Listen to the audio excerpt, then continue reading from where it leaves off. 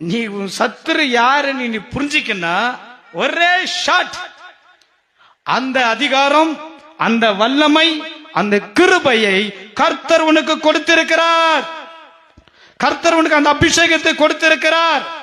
நீ எங்கே இருக்கிறாய்? நீ என்ன நிலையில் இருக்கிறாய்? எப்படி வாழ்ந்து கொண்டிருக்கிறாய்? விசுவாசிகளால் நடக்கும் அடையாளங்கள் யாவன வேதவசனம் சொல்லுகிறது.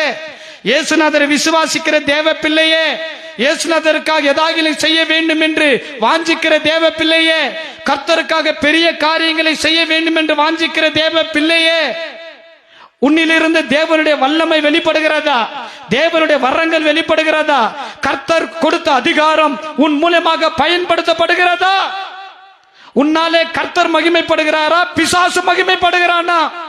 உன்னாலே ஒரு கூட்டு ஜனம் சிலுவை அண்டையில வர்றாங்களா? உன்னால ஒரு கூட்டு ஜனம் இடருண்டு போறாங்களா?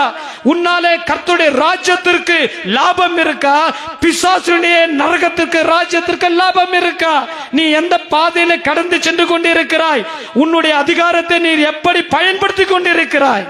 முதல்ல உன் அதிகாரத்தை உன் சரீரத்துக்கு நேராவே பயன்படுத்து, உன் குடும்பத்திலே பயன்படுத்து, உன்னை சுற்றியுள்ள மக்கள் மத்தியில் பயன்படுத்து. அதன் பிறகு வட்டார வட்டாரமாய் முதல்ல நம்முடைய மக்கள், சொந்த ஜனம், அதன் பிறகு நம்முடைய மாரிக்குப்பம் பகுதி, அதன் பிறகு நம்முடைய தாலுகா, அதன் பிறகு நம்முடைய டிஸ்ட்ரிக்ட், அதன் பிறகு நம்முடைய ஸ்டேட், அதன் பிறகு நம்முடைய நேஷன் கண்ட்ரி, அதன் பிறகு வேர்ல்டு, ஸ்டெப் பை ஸ்டெப் போகலாம். முதல்ல கர்த்தருடைய கொடுத்த அதிகாரம் என்னிலே அது பயன்படுத்தப்படட்டும். எனக்குள்ள முடிய வல்லமை இறங்கட்டும், எனக்குள்ள முடிய அதிகாரம் இறங்கட்டும். நம்ம ஜெபம் பண்ணணும். அந்த அதிகாரத்தை வீட்டுக்குள்ள பயன்படுத்து, வீட்டுக்குள்ள பயன்படுத்து.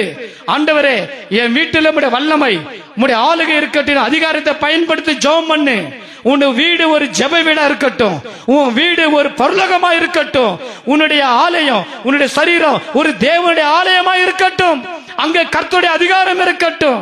நீயே நானும் கர்த்தருடைய ஆலயம் இல்லையா? இந்த ஆலயத்தை நீ தீட்டுப்படுத்தலாமா? ஆலயத்தை நீ கெடுக்கலாமா? தேவனுடைய வல்லமையும் கிருபையும் பெற்ற நாம, அதிகாரத்தை பெற்ற நாம வாயை திறந்து அதிகாரத்தை பயன்படுத்தணும்.